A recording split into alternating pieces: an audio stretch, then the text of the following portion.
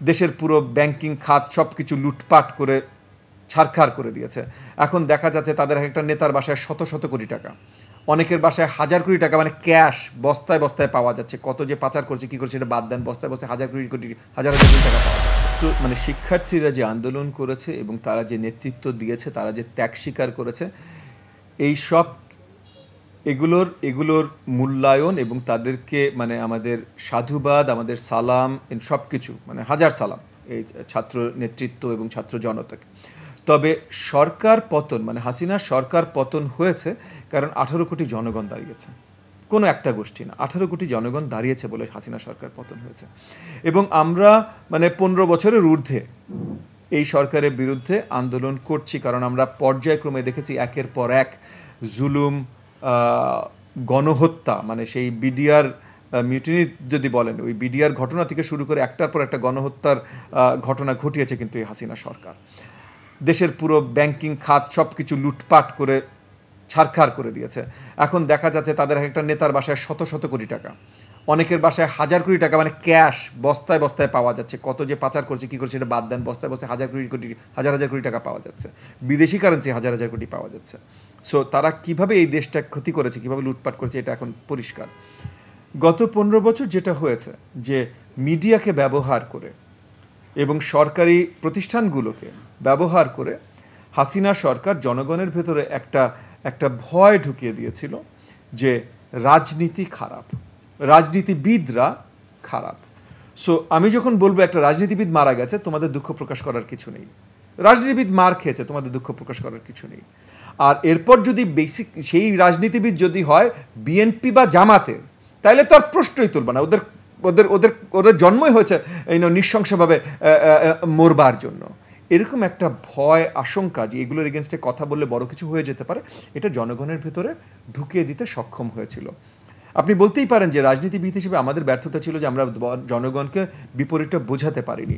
কিন্তু এখানে আমি আপনাকে একটা জিনিস বলবো, কারণ অনেকদিন ধরে এগুলো শুনে এসছি, তো এখানে একটা জিনিস বলবো যে পুরো সরকারি অবকাঠামো এবং পুরো মিডিয়া, মানে ফুল যতগুলো টেলিভিশন চ্যানেল আছে, যতগুলো খবরের কাগজ আছে, পুরাটার একদম যোগ সাজকে যখন জনগণকে 18 কোটি জনগণকে সারা দিন রাত একই জিনিস খাওয়ানো হয়, একটা পয়েন্টের পর তাদেরকে অন্য কিছু বোঝানো অন্য কারোর জন্য অসম্ভব হয়ে দাঁড়ায়। সো আজকেও যেমন দেখবেন যে অনেকে কিন্তু এখন এত বড় আন্দোলন হয়ে হাসিনা পড়ে যাওয়ার পর দেখবেন অনেকে স্বাধীনতার চেতনা, এইটার চেতনা, ওইটার চেতনার কথা বলছে। হ্যাঁ, এই স্বাধীনতার চেতনা কিন্তু আসলে 71-এর মুক্তিযোদ্ধার চেতনার কথা নিয়ে হচ্ছে না, এবং সেটা আসার কথাও না। 53 বছর হয়ে গেছে, আসছে হলো আওয়ামী লীগ যেগুলো শিখিয়ে গেছে, হাসিনা যেগুলো শিখিয়ে গেছে। তো এগুলো ভাঙতেও কিন্তু আমাদের সময় লাগবে। তো এই যে এত কিছুর বিরুদ্ধে আমরা যখন আন্দোলনে নামলাম, সো এই লাস্ট আন্দোলনটা যেটা ফাইনালি হাসিনার পতন হলো, এটা শুরু হলো কোটা, যেটা হাসিনারাই দিয়েছিল, তারা ফেরত নিয়ে আসলো ইন দ্য সিন কোটা। এবং তখন এরকম একটা কথা উঠেছিল যে ভারতের সাথে কিছু একটা চুক্তি করে এসছে হাসিনা, যে চুক্তিতে এমন কিছু থাকতে পারে যেটা আমাদের দেশের পুরো সভরেন্টিকে চ্যালেঞ্জ করতে পারে। তো সেটা ঢাকার জন্য নতুন নতুন ইস্যু হয়তো তোলা হচ্ছে, কারণ কোটা ইস্যুটা আসলে কিন্তু একটা ডেড ইস্যু ছিল, যেটা কোর্টের মাধ্যমে হাসিনা সরকারই তুলেছে। এবং আমরা জানি কোর্ট কিভাবে তাদের মানে সর্ট অফ নোংরা শব্দ ব্যবহার করবো না, বাট তাদের কথায় পরিচালিত হতো। সো কোর্ট থেকে যখন উঠেছে, আমরা জানি হাসিনা সরকার দ্বারাই এই কোটা ইস্যুটা উঠানো হয়েছে। তো কোটা ইস্যুটা যখন উঠানো হয়েছে, তখন প্রথমে অবভিয়াসলি তরুণরা, মানে যারা এখন চাকরি খুঁজছেন, তারা প্রথমে এই আন্দোলনে এসছেন। তাদের সাথে সাথে যারা খুব তাড়াতাড়ি চাকরি খোঁজা শুরু করবেন, ছাত্ররা, তারা এই আন্দোলনে এসছেন। কিন্তু এই আন্দোলনে আসার সাথে সাথে কিন্তু আমরা রাজনৈতিক দলরাও এই আন্দোলনে চলে এসেছি। এবং আমরা প্রথম থেকেই, বেশিরভাগ রাজনৈতিক দল যারা এক দফায় ছিলাম, তারা সবাই এই আন্দোলনকে প্রথম থেকে সাপোর্ট দিয়েছি। এবং আমরা সবাই যেটা করেছি, সবাই সবার মতো, মানে এমন না যে সব কিছু কনসার্টের, আবার এমন না যে সব কিছু ছন্ন ছাড়া।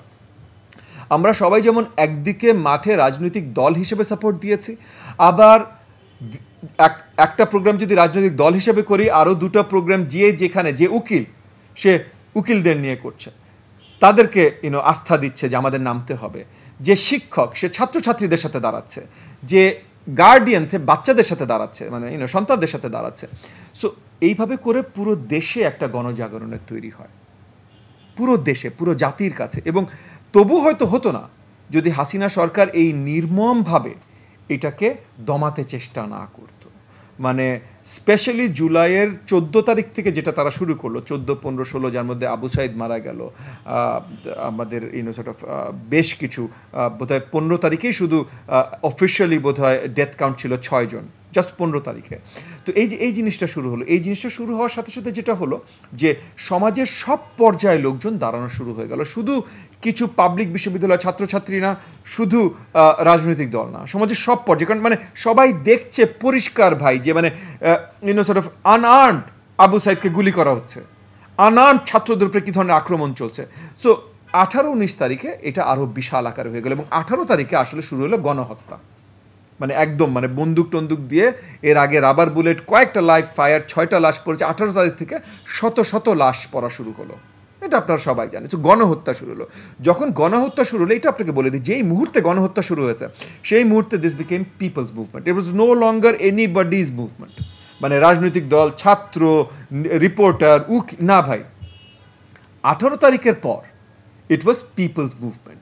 কিন্তু মুভমেন্টের শুরু যেহেতু ছাত্রদের মাধ্যমে বা তরুণদের মাধ্যমে হয়েছিল, সো জনগণ সবাই তাদের দিকে তাকিয়েছিল যে তারা কি প্রোগ্রাম দেয়। যখনই প্রোগ্রাম দিয়েছে, যেই প্রোগ্রাম দিয়েছে, যখন বলেছে লাল, সোশ্যাল মিডিয়াতে লাল পতাকা দাও, পুরো 18 কোটি বাংলাদেশের 10 কোটি লাল পতাকা দিয়েছে।